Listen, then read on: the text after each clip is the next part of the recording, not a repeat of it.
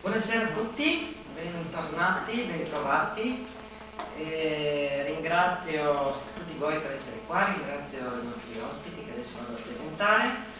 Che dire, siamo quasi addirittura d'arrivo, siamo tanto contenti, ma saremo ancora più contenti quando finiamo e avremo ancora modo di rivederci e vedere tutto il nostro pubblico che ci segue sempre con tanto interesse.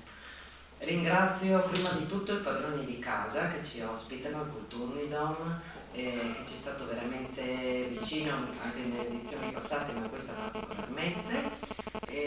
Ringrazio il Comune di Gorizia che patrocina la nostra rassegna già dalle sue origini e tutti gli autori e i collaboratori che ci hanno preceduto. Sicuramente dimenticherò qualcuno, ma Coop Alleanza 3.0, chi ci sostiene, la UBIC che è sempre con noi a disposizione con i libri dei nostri autori, li trovate qui all'esterno. Questa sera sono contenta di avere due amici del libro delle 1803. Ringrazio il nostro autore Torazzi che è venuto a presentare nuovamente un altro romanzo e siamo tanto contenti perché penso tutti i suoi romanzi siano passati di qua. Sono belli, come dire, si leggono tutto d'un fiato dall'inizio alla fine, sono molto coinvolgenti. Io sono, l'ho detto prima, una fan perché sono veramente appassionata dei suoi gialli thriller, quel che l'è. Lo presenterà meglio il nostro amico Alex Pessotto, che è di nuovo qua con noi, anche lui storica colonna del libro, è venuto a trovarci più volte. Non voglio rubare spazio, lo lascio a loro, poi ritorno da voi per qualche ultima informazione di servizio per ricordarvi i prossimi appuntamenti e vi ricordo e vi invito al nostro tradizionale terzo tempo. Per questa edizione ci accompagna la cantina Formentini, che peraltro è sempre molto prodiga nell'omaggiare i nostri ospiti e siamo veramente contenti perché ci sono molto vicini anche loro. Quest'anno ci sarà qualche cosa da bere, da assaggiare, da degustare con loro, per cui io vi lascio in buona compagnia e fra un po' ritorno e quindi buon ascolto a tutti.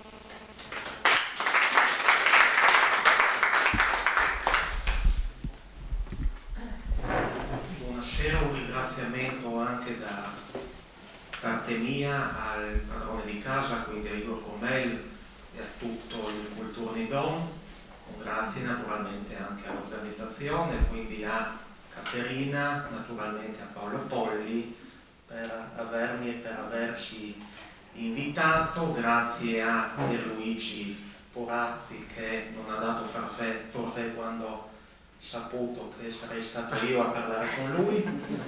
Grazie a chi avrà la bontà di ascoltarmi, di ascoltarci. Grazie. Basta, cominciamo col parlare di Mente Oscura. Mente Oscura è uno di quei libri, e non ce ne sono direi tantissimi, che davvero inchiodano il lettore. Quando si inizia a leggere Mente Oscura è difficile staccare gli occhi dalla pagina, è difficile trovare una scrittura così accattivante, così coinvolgente e così intensa, una scrittura molto particolare, anche fatta di periodi mediamente brevi, ma sempre parecchio incisivi, di capitoli corti, di poche pagine. Questo per quanto riguarda la forma, la parte per così dire strutturale. Per quanto riguarda la trama c'è poi un episodio che è alla base del tutto. Quindi abbiamo Max Martini, un certo Max Martini, che si sveglia dal proprio letto di ospedale, è in coma, non ricorda niente di ciò che è stato.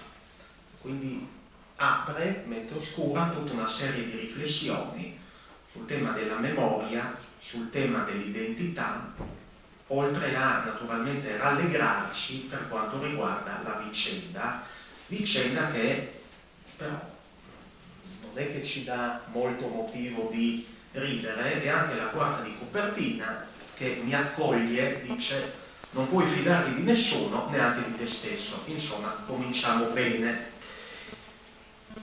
Quindi con Pierluigi comincerei appunto a entrare nella materia che nell'arco di 300 e rotte pagine ci presenta.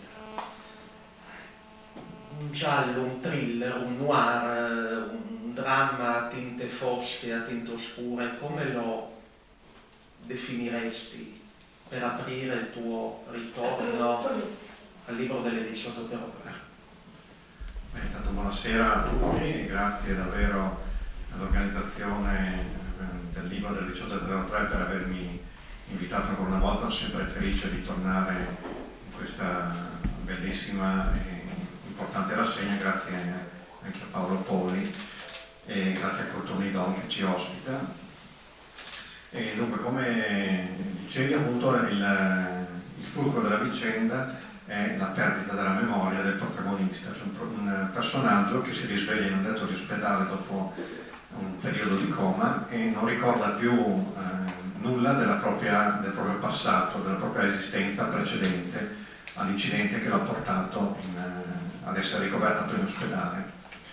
E come definirlo? Si può definire sicuramente è un thriller psicologico, perché appunto attraverso la ricerca di questo passato della memoria c'è una forte componente psicologica nel romanzo e nel protagonista che cerca la copertina che è secondo me molto efficace e di impatto, è indicativa anche io mi immagino quest'uomo che corre, che sia il protagonista, che sta correndo nel labirinto della sua mente e del suo passato alla ricerca ossessiva e costante di ricostruire tutto il suo passato che ormai non ricorda più.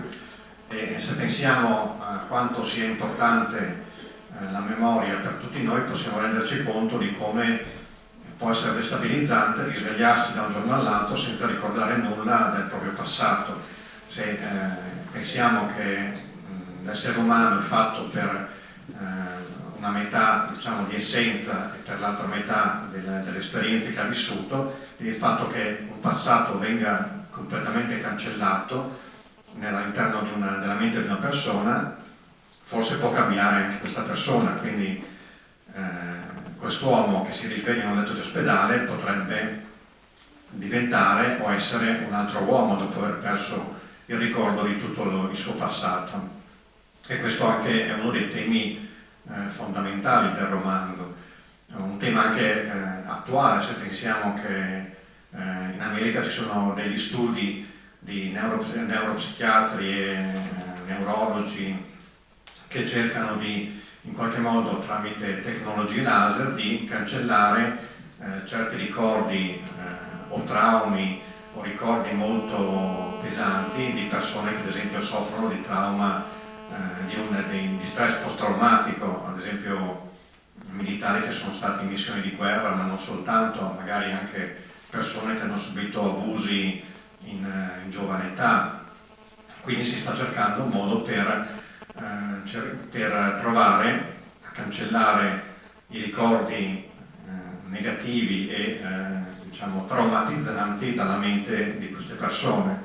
E qui si apre anche un discorso, se vogliamo, etico e morale, fino a che punto è lecito e opportuno intervenire sulla memoria e sul passato delle persone, cancellando magari un evento traumatico o negativo. Si può anche cancellare comunque, si cancella comunque anche un ricordo, si cancella comunque anche una parte della persona che è diventata nel frattempo e quindi ad esempio pensiamo a un lutto. Se uno volesse cancellare la memoria di un lutto, cancella però anche tutto il rapporto che ha avuto con la persona che è mancata negli ultimi istanti di vita e la sofferenza e anche diciamo l'essere vicini a questa persona, quindi è un tema secondo me delicato e da trattare con le pinze.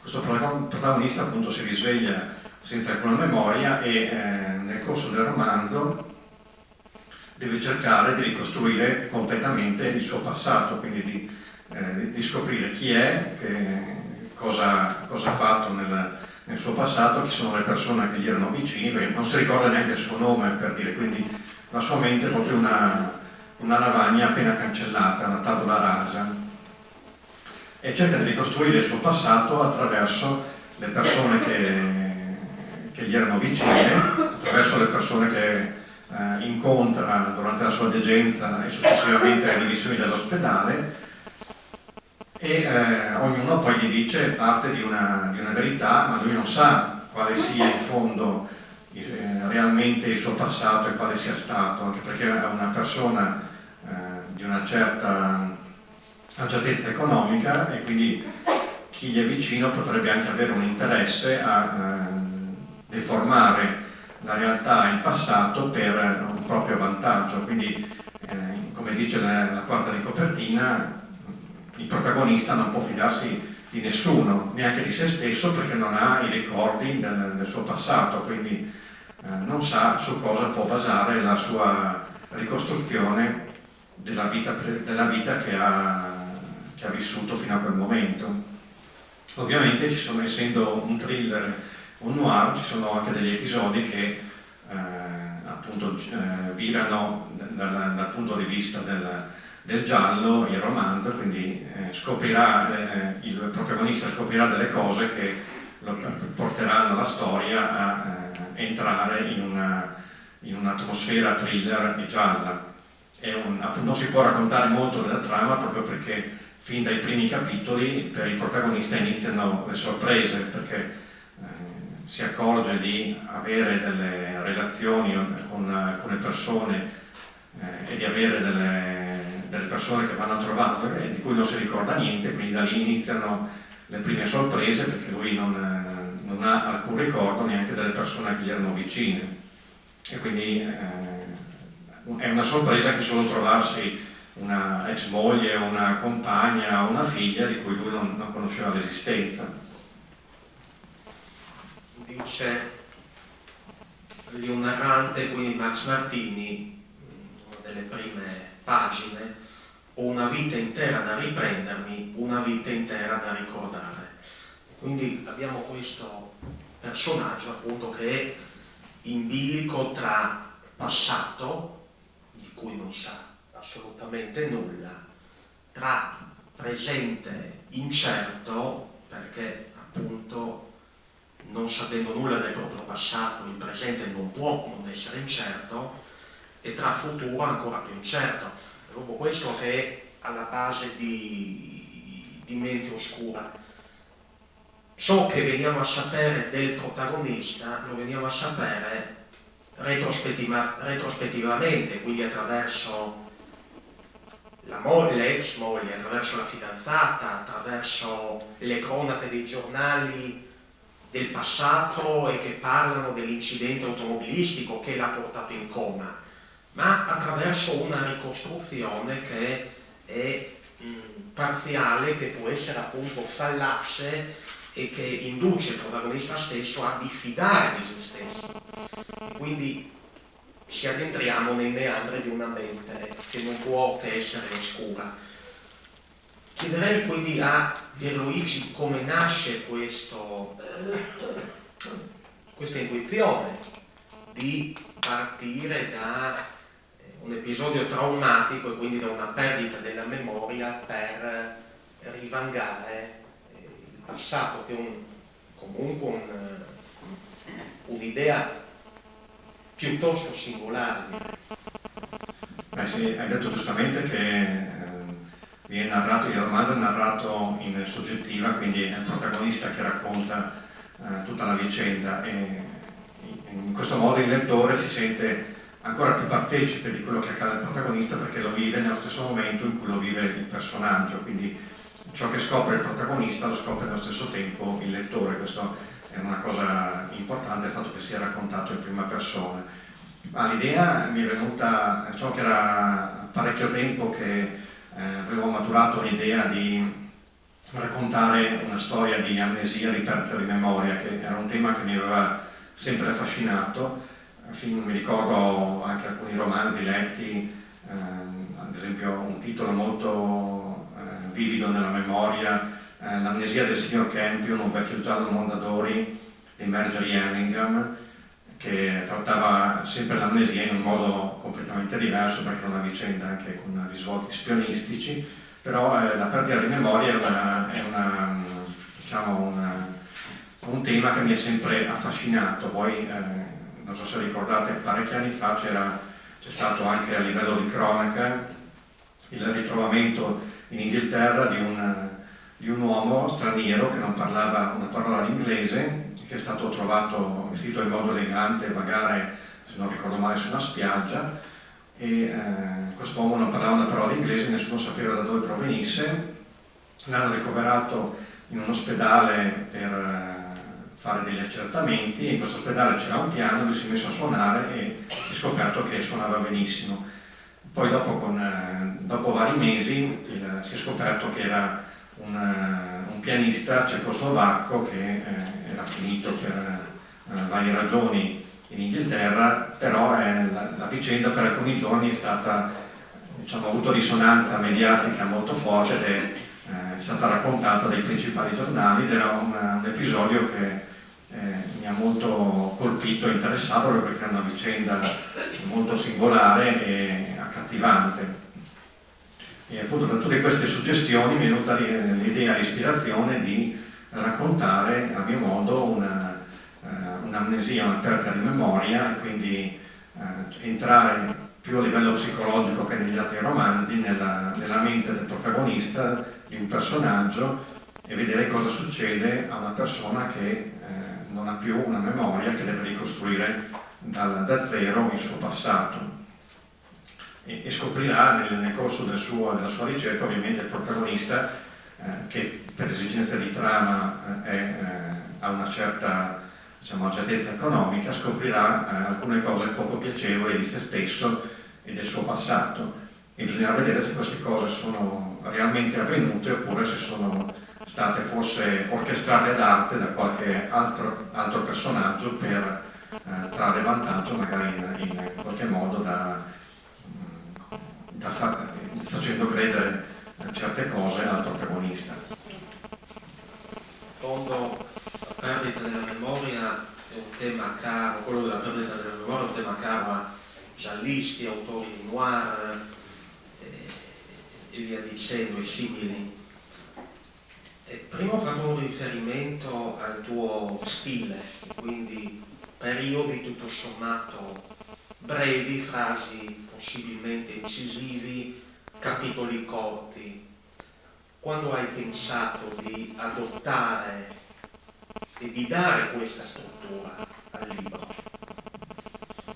Ma diciamo che è una struttura che è congeniale a un certo tipo di romanzo, soprattutto un thriller sia psicologico ma anche non psicologico, che abbia dei colpi di scena ripetuti, e quindi una lettura, si spera, avvincente, e quindi i capitoli brevi danno un ritmo molto più sostenuto al romanzo e introducono spesso anche si concludono con un colpo di scena che poi viene spiegato nel capitolo successivo, quindi è un po' funzionale alla struttura del romanzo e all'esigenza di catturare l'attenzione del lettore il più possibile, in modo che non abbandoni il libro.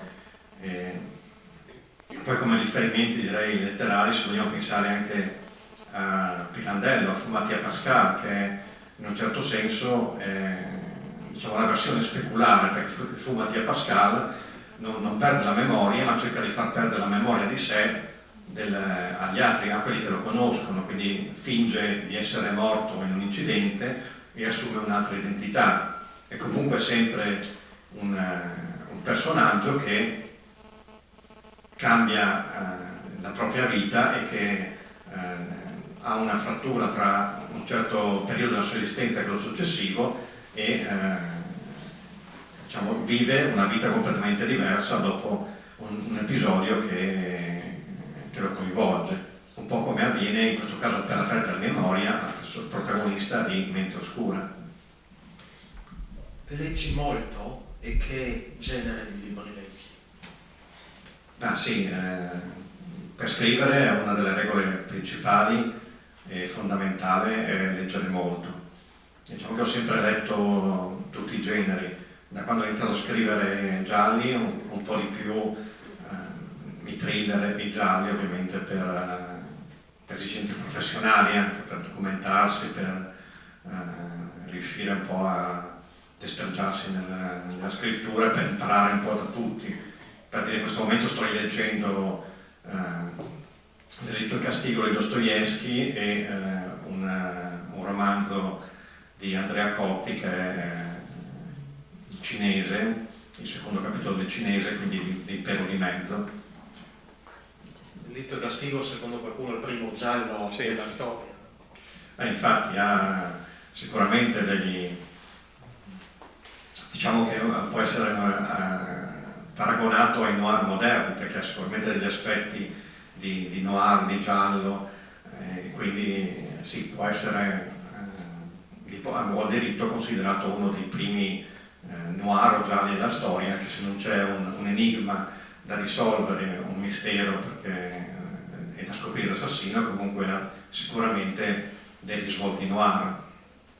Ecco, in Mente Oscura, ad esempio, fino alla fine il lettore non saprà chi è realmente questo protagonista, questo personaggio, e dovrà aspettare le ultime pagine anche lui per risolvere gli enigmi che stanno tormentando il protagonista, e quindi arriverà alla fine del romanzo a scoprire insieme al protagonista qual era il suo passato e chi era realmente questo personaggio, Max Martin. E tu invece sapevi tutto da subito oppure il finale l'hai costruito pagina dopo pagina? No, diciamo che quando inizio a scrivere di solito ho ben presente l'inizio e la fine, quindi la soluzione dell'enigma o della vicenda, comunque della vicenda. E quindi sapevo già dove sarei andato a finire, come sarebbe andato a finire il romanzo. Non ho una visione molto specifica e particolareggiata di tutto il resto, nel senso che non faccio una scaletta dettagliata e precisa, e quindi durante la scrittura possono ovviamente nascere nuovi personaggi, magari sottotrame che prima non erano previste, e altre vicende che si possono sviluppare nel corso della stesura. Diceva Stephen King che lui, ad esempio, ha scritto alcuni romanzi senza avere alcuna idea di come sarebbero finiti. Anche questo è un metodo di scrittura. Ad esempio, si poneva la fatidica domanda: cosa succederebbe, ad esempio, se uno scrittore famoso venisse per un incidente, si trovasse in balia di una sua fan un po' squilibrata, che poi è la trama di Misery.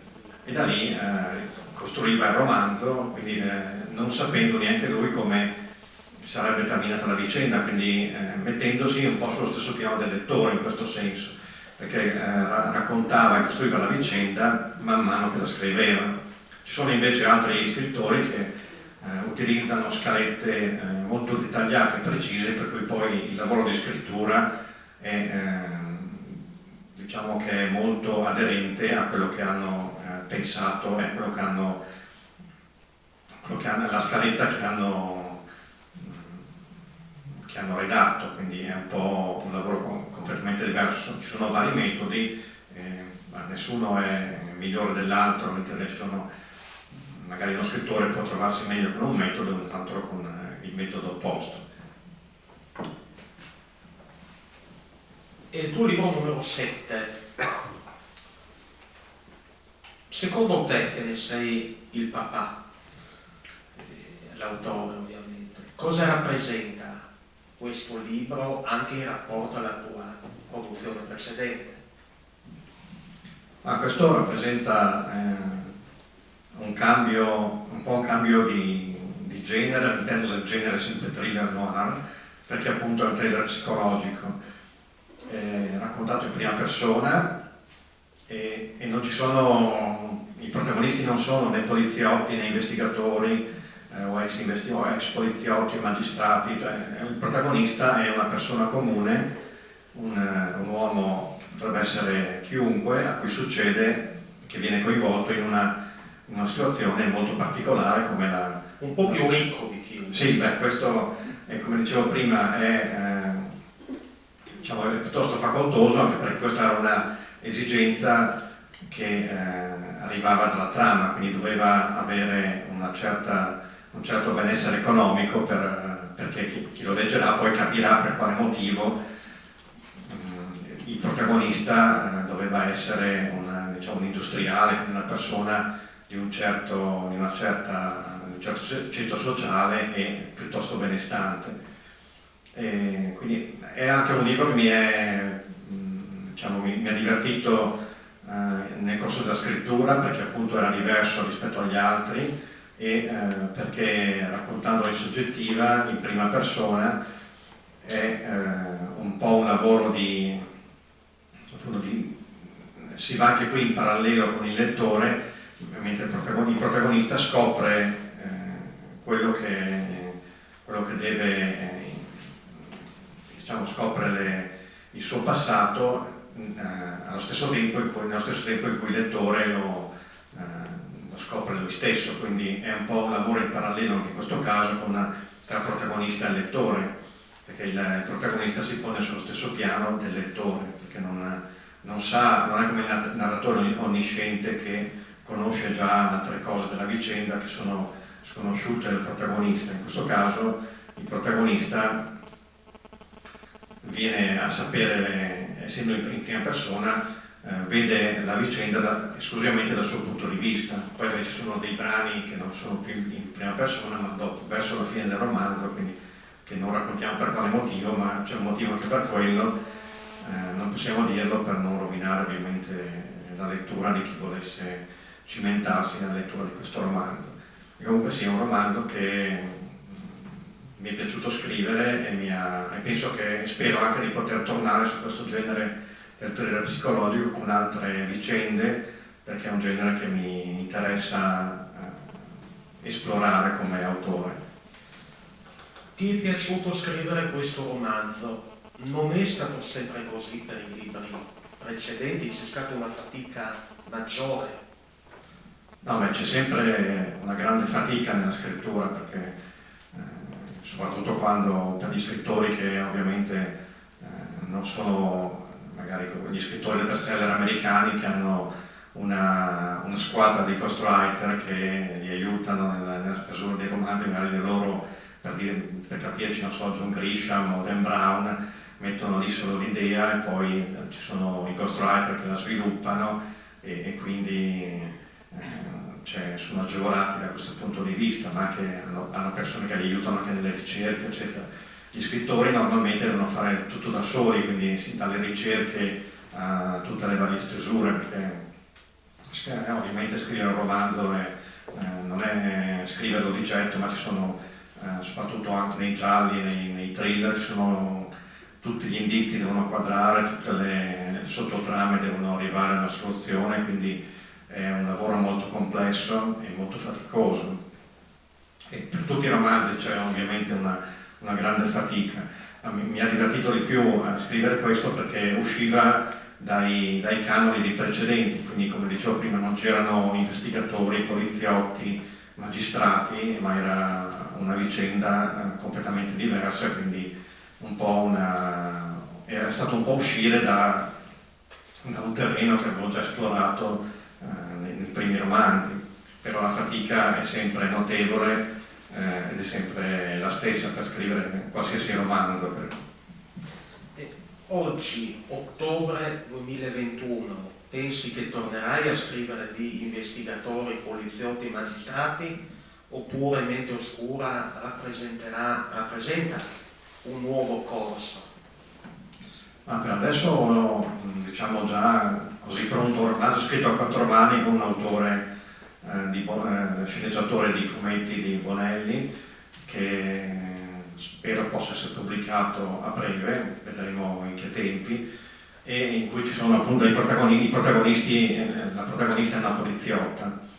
E poi per quanto riguarda la mia produzione in solitaria, penso sì di riprendere anche i personaggi degli altri romanzi, vediamo se l'ispirazione ci assisterà in modo da poter trovare una storia coinvolgente e sufficientemente adatta a essere trascritta in un romanzo. L'idea comunque è quella di riprendere anche i personaggi precedenti e senza però tralasciare questo filone del thriller psicologico che, come ho detto prima, mi piacerebbe esplorare ulteriormente, quindi cercare altre tematiche oltre all'amnesia, alla perdita della memoria, che possano diciamo, essere raccontate in un nuovo romanzo, in un nuovo thriller psicologico. È un libro che si legge in poche ore, è un libro che, come ho detto all'inizio, cattura, e quindi ne consiglio vivamente la lettura anche a quanti non sono propriamente amanti o appassionati di questo genere. Vale insomma assolutamente la pena. Toccherei ora quelli che sono i temi, almeno per come li ha intesi Pierluigi Burazzi, i temi del romanzo. E quindi da una parte c'è poco da fare, il tema della memoria. Questo protagonista che si trova, come abbiamo detto più volte, a non ricordare nulla. D'altra parte c'è il tema dell'identità, e quindi questo personaggio deve capire chi è. In parte lo hai già accennato, ma perché hai scelto questa volta di orientare il tuo lavoro su questi due concetti, da una parte la memoria, da una parte l'identità, e perché hai deciso di orientarli, di declinarli attraverso questa storia? Perché abbiamo accennato prima al fatto che la memoria è strettamente correlata all'identità, poi perché appunto ogni essere umano è composto per una parte di una propria essenza, ma per una parte è anche frutto delle esperienze che ha vissuto. Quindi se prendiamo c'è un film che viene spesso trasmesso in prossimità del Natale, che è Una poltrona per due, in cui c'è un esperimento sociale per cui i due protagonisti, due ricchi investitori di Wall Street, scommettono che due persone spostate dal loro contesto sociale e inserite in un altro cambierebbero il corso della loro esistenza. Quindi, ed è una cosa ovviamente che esiste realmente, perché se pensiamo che l'esperienza, il vissuto delle persone possono cambiare le persone e farle diventare in un certo modo piuttosto che in un altro. E quindi un protagonista che ha perso la memoria inevitabilmente ha perso anche una parte di sé, e come dicevamo prima può essere un uomo diverso dopo la perdita di memoria. Oltretutto lui non è neanche sicuro poi alla fine di chi sia realmente, ma questo non possiamo addentrarci in questi discorsi di identità per non rovinare troppo le sorprese di chi volesse accostarsi alla lettura. Però è vero che se noi togliamo a una persona tutto il suo passato e la sua memoria, ne otteniamo probabilmente una persona diversa anche dal punto di vista emotivo, personale e dell'essenza di questo essere umano. Perché, come dicevamo prima, siamo fatti appunto in parte anche fatti dalle esperienze che abbiamo vissuto, che ci hanno contribuito a plasmare la nostra personalità in un certo modo. Poi ci sono tanti riferimenti letterari, cinematografici appunto alla perdita di memoria e al cambiamento successivo alla perdita della memoria. Mi ricordo anche un film con Harrison Ford in cui il protagonista viene coinvolto in una rapina e viene ferito, e dopo, a quel momento, dopo che si risveglia, cambia completamente personalità, nel senso che prima era una rivista, un manager rampante, e dopo diventa una persona completamente diversa. E questo può realmente avvenire, perché appunto toccando la memoria e il passato di una persona si riesce anche ad agire sull'essenza più profonda di questa persona. Davvero nel leggere Mente Oscura viene da pensare a che brutta cosa è la perdita di memoria. È davvero la tragedia di chi per un trauma o per una patologia particolare finisce per perdere la memoria. Davvero Porazzi fa sentire la tragedia di chi soffre di questa condizione. Chi è all'interno dei gialli, del noir, dei thriller, chi è il tuo collega preferito? Direi senza dubbio Michael Connelly come autore, che è uno che personalmente non mi ha mai deluso nei romanzi che ho letto li ho letti tutti, quindi tra gli italiani direi Carlotto, che è uno dei maggiori esponenti del noir, del thriller contemporaneo. Poi, come dicevi tu, riguardo alla perdita della memoria, c'è anche una tematica che è quella dell'Alzheimer, che è una patologia che ovviamente ci riguarda molto da vicino, riguarda le persone anziane soprattutto, e anche questa è una patologia terribile. È uscito da poco anche un film con Anthony Hopkins in cui il protagonista soffre di questa malattia, e tutto il film è in pratica una sua illusione, ciò che lui immagina della realtà, ma che in realtà non si è svolto in questo modo. E quindi anche in virtù del fatto che la popolazione anziana sta aumentando sempre di più, è una tematica che ci coinvolge purtroppo sempre più da vicino. Tu stai a Tercento. Come vivi il tuo rapporto con la regione? E la regione secondo te presta particolare attenzione a te e agli altri tuoi colleghi?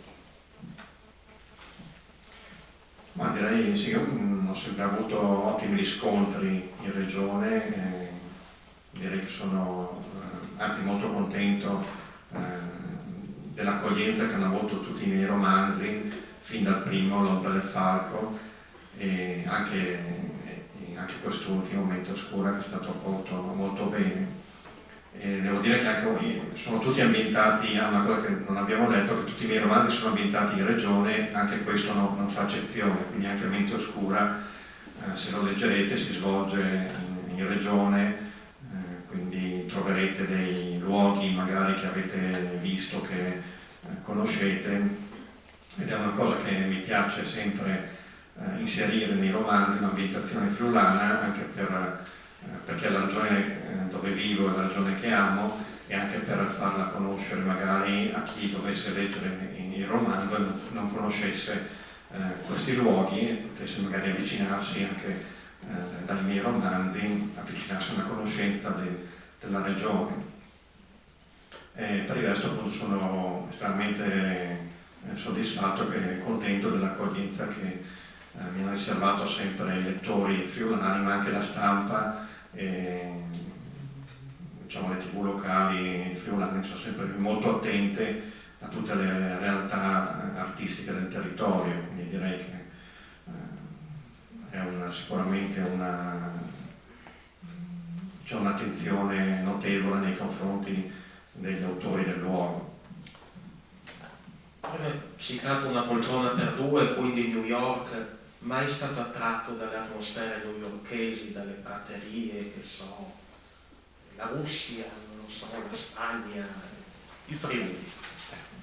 Sì, perché come dicevo prima è la terra dove vivo, è la terra che amo, però ed è anche la terra che conosco meglio, quindi è chiaro che per uno scrittore è sempre opportuno raccontare un luogo, un'ambientazione che è ben conosciuta, però ovviamente ciò non toglie che si possa anche scrivere anche di luoghi esotici o di luoghi in cui si è magari vissuto o siano visitati per periodi più o meno brevi. È forse più complicato, ma si può fare sicuramente. Cioè, è chiaro che l'attrattiva di New York è sicuramente interessante per chi scrive, per chi racconta storie, perché è un po' come essere al centro del mondo da un certo punto di vista. Secondo la tua opinione e la tua formazione giuridica, tu sei avvocato anche se adesso non eserciti come avvocato, ad averti, appunto secondo la tua opinione, influenzato per quanto riguarda le tue scelte sia letterarie e quindi da lettore, sia quelle da scrittore, da autore? No, non credo che mi abbia influenzato da questo punto di vista. Io ho sempre apprezzato, anche prima di studiare giurisprudenza, ho sempre apprezzato anche il genere giallo, anche se ero un lettore comunque onnivoro, quindi ho letto sempre di tutto. Ed è stato, anche quando ho iniziato a scrivere, è stata un po' una casualità il fatto che sia entrato nel genere giallo noir, anche perché all'epoca avevo 2 romanzi pronti, completi, quindi uno era L'ombra del falco, l'altro era un romanzo non di genere noir.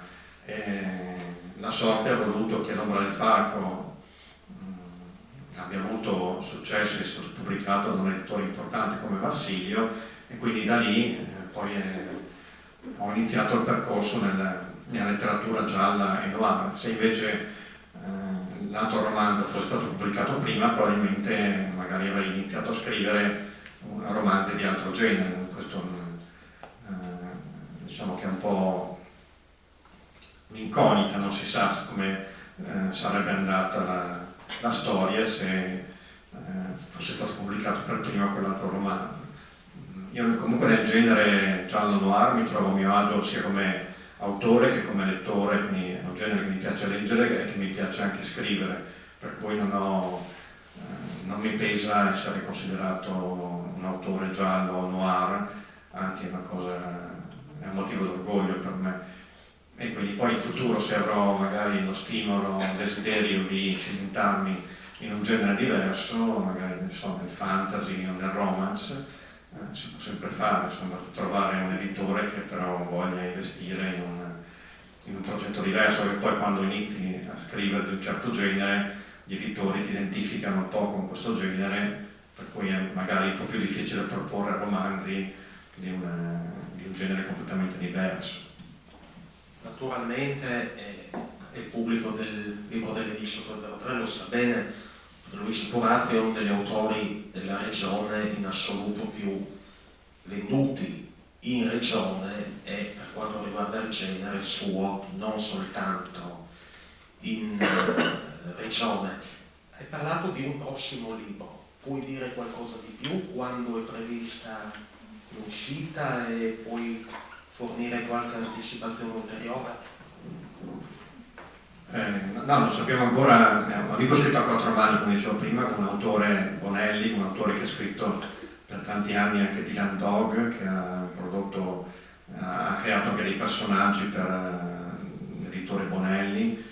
E sarà un thriller abbastanza classico. La protagonista sarà una donna, quindi una poliziotta, però non sappiamo ancora quando potrà uscire, perché stiamo ancora proponendo a vari agenti editori, quindi siamo in attesa di conoscere un responso da questo punto di vista. Quindi non posso dare ulteriori anticipazioni proprio perché non le conosco proprio.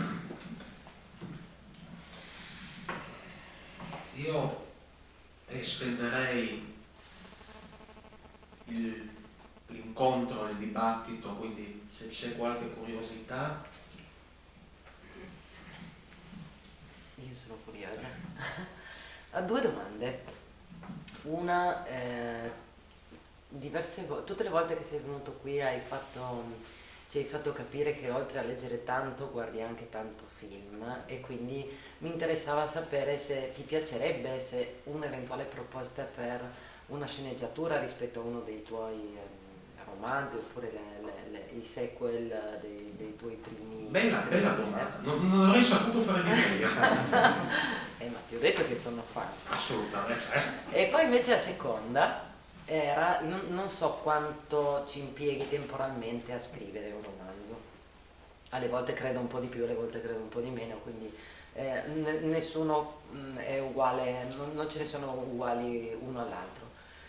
In questo anno che siamo stati tanto chiusi, che siamo stati tanto isolati, secondo te influisce? Come ha influito? Perché noi ne avevamo parlato in chiusura della scorsa edizione, del fatto che durante il lockdown cioè, i libri ci hanno salvato un po', no? La cultura in genere, al di là di internet, della rete e quant'altro, proprio il leggere è una cosa che possiamo fare da soli, che magari in un momento così difficile come abbiamo vissuto tutti quanti ha aiutato. Gli scrittori sono stati aiutati, cioè tu hai avuto una riflessione in più dal fatto che chiuso tra quattro mura, fortunatamente sai scrivere, magari hai scritto di più. Sì, rispondiamo prima alla seconda domanda. In effetti sì, c'è stato magari un po' più tempo, anche solo tempo per scrivere, anche se l'atmosfera magari non era delle più incoraggianti da tutti i punti di vista, però quando poi si scrive, per certi aspetti anche un'atmosfera cupa può servire per raccontare, estraniarsi dalla realtà e raccontare delle storie di fantasia. Quindi direi che comunque quando si è rimasti chiusi in casa sicuramente c'era un po' più di tempo da dedicare alla scrittura. E riguardo invece alla prima domanda, certo io sono anche un appassionato di cinema e di serie televisive, insomma, di tutto ciò che è arte cinematografica, anche fumettistica. E ovviamente mi piacerebbe molto, sarebbe un grande traguardo se una produzione decidesse di scegliere uno dei miei romanzi per un film o per una serie televisiva.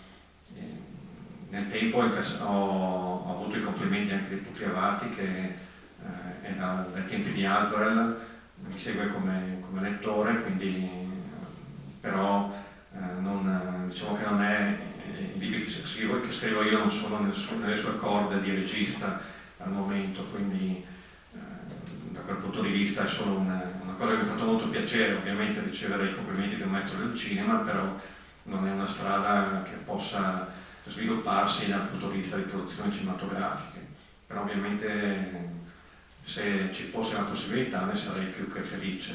C'è stato invece un cortometraggio, non so se ne avevamo già parlato l'anno scorso quando sono venuto qui, che è un cortometraggio di un giovane regista di Milano che ha realizzato questo cortometraggio basandosi sul mio racconto, la fotografia, il titolo sia del cortometraggio che del racconto, e che sta girando attualmente i festival nazionali e internazionali. Al momento non si può vedere sulle piattaforme gratuite, proprio perché finché viene mandato ai festival non può essere reso visibile dal pubblico in generale, quindi deve essere limitato alle presenze al festival. E dopo che avrà girato i circuiti dei festival probabilmente sarà anche inserito sulle piattaforme gratuite tipo YouTube, penso. Io l'ho visto in anteprima e devo dire che ha realizzato un ottimo lavoro. Ma dopo non pensi di dover condividere, cioè il fatto che i personaggi sono tuoi, quindi sono figli tuoi, tutti i protagonisti e anche gli altri, nel momento in cui un romanzo, un racconto viene messo in forma cinematografica, alla fine devi condividere il personaggio, perché poi chi fa regista piuttosto che lo sceneggiatore prende il tuo lavoro ma di fatto ci mette le mani e non c'è una sorta di gelosia, cioè non toccare perché io l'ho fatto diverso, oppure magari uno dice sì, a seconda dell'interpretazione dell'attore, no? Per esempio noi Montalbano e Zingaretti e punto e fine, però magari fosse stato un altro non sarebbe stato così. Sì, lì poi si apre un problema annoso e su cui si potrebbe parlare molto, sul fatto che ovviamente una trasposizione cinematografica o televisiva comunque richiede certi cambiamenti a livello di trama, poi c'è la scelta degli attori ovviamente è sempre personale, quindi anche i lettori magari non sono contenti di un attore piuttosto che di un altro, perché si immaginano il protagonista in un certo modo, poi vedono l'attore e magari vengono delusi. È chiaro che lo scrittore a volte, quasi mai, diciamo, riesce ad avere il controllo sulla sceneggiatura, sulla produzione. Ci sono casi in cui lo scrittore è anche sceneggiatore, ma sono molto rari. È successo anche a grandissimi come Stephen King, che è stato certi film di Kubrick, ad esempio, sono molto diversi rispetto ai libri di Stephen King, ma gli esempi sono davvero tantissimi. E lì poi la scelta dell'autore, se decidere di dare comunque i diritti, mettendo in conto ovviamente un eventuale, tra virgolette, tradimento oppure variazione della sua opera, oppure se preferisce essere puro e lasciare la sua opera così com'è, in attesa magari di un progetto che lo soddisfi al 100% e quindi aspettare magari la soluzione ideale in cui possa essere coinvolto nella produzione, nella sceneggiatura e possa avere una voce in capitolo, però parliamo in questo caso ovviamente di scrittori che hanno la possibilità di far pesare magari il loro successo, le copie vendute, quindi possono avere voce in capitolo sulla trama. È chiaro che magari scrittori che non sono bestseller mondiali è un po' più difficile che possano esprimere un'opinione al riguardo, quindi lì si tratta o di accettare o di rifiutare la proposta. Grazie Caterina. Paola? Sì, una curiosità. Prima lei ha parlato di Marsilio, adesso se non sbaglio è il secondo libro. La Corte. Con la Corte. C'è qualche motivazione particolare? E questa è la prima domanda, la motivazione nel cambio. La seconda, ci sono editori e scrittori che girano l'Italia continuamente ad ogni uscita del proprio libro, presentandolo da Bolzano a Siracusa. Lei mi sembra abbia fatto una scelta diversa, che il libro vada da solo, ma io resto qua. Ciononostante in tutte le recensioni lei è definito uno dei migliori scrittori noir d'Italia. C'è una contraddizione o no in questa scelta di vita? No, è una scelta, appunto come dice lei, sia di vita che poi anche perché io facendo anche un altro lavoro non ho la possibilità di dedicarmi in toto a promuovere il libro, quindi andare in giro per tutte le librerie o i festival, eccetera. Quindi vado solo se riesco in termini di tempo o anche economici, perché molto spesso purtroppo è a carico dello scrittore lo spostamento e quindi bisogna vedere anche se ne vale la pena di andare a una certa rassegna, a un certo festival, se è molto lontano e poi magari non c'è un rimborso spese e non tutti possono permettersi di girare in lungo e in largo senza di tasca propria, appunto, senza avere un rimborso.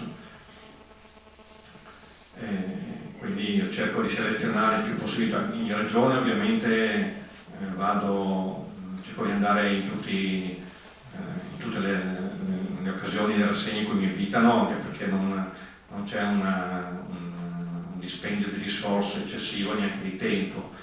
Fuori regione invece tendo a selezionare molto di più gli appuntamenti, quindi se ne vale veramente la pena vado di persona. Poi adesso con il lockdown si fanno anche tante presentazioni online, quindi questo da un certo punto di vista agevola anche gli scrittori che hanno meno possibilità come me di muoversi per raggiungere posti magari sperduti e lontani, e quindi c'è la possibilità anche di farle via computer, per fortuna.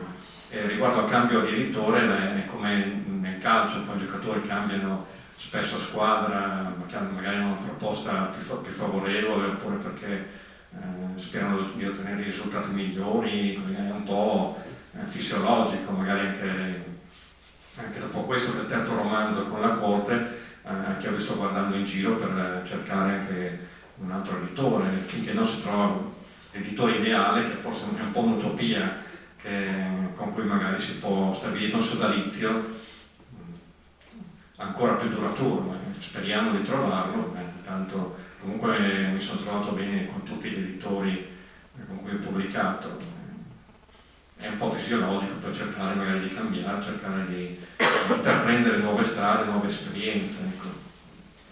E riguardo alle domande che mi ha fatto prima, in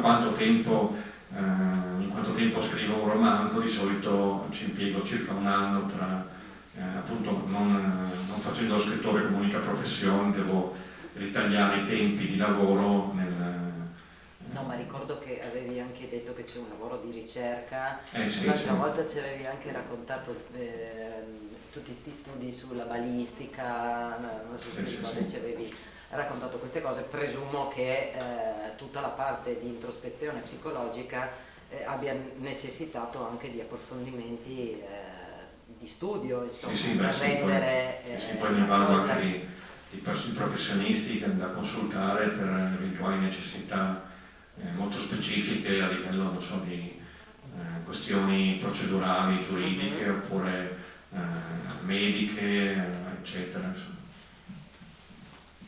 Altre curiosità, altre domande?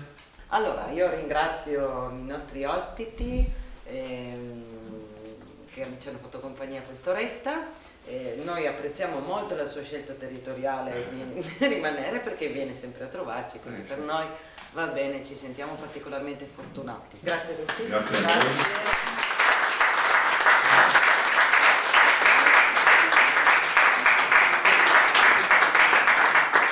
Grazie ancora, grazie a tutti voi, grazie a Paolo Poglia, Caterina e Alex Pessotto che mi ha introdotto con grande abilità. Grazie ancora.